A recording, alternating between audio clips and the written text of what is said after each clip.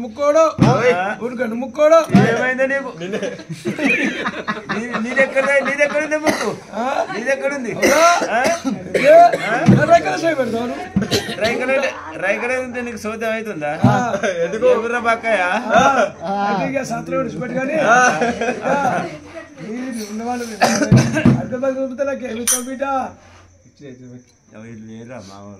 నలుగురు తీరుతారు ఇంకేంది ఐదంగి అరే తమ్ముడా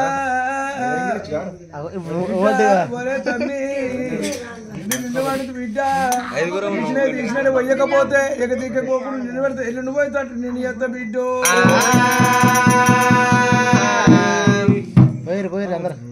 చూసినా ఇంతమంది కావాలన్నారు సోయలేదేమో వాళ్ళకు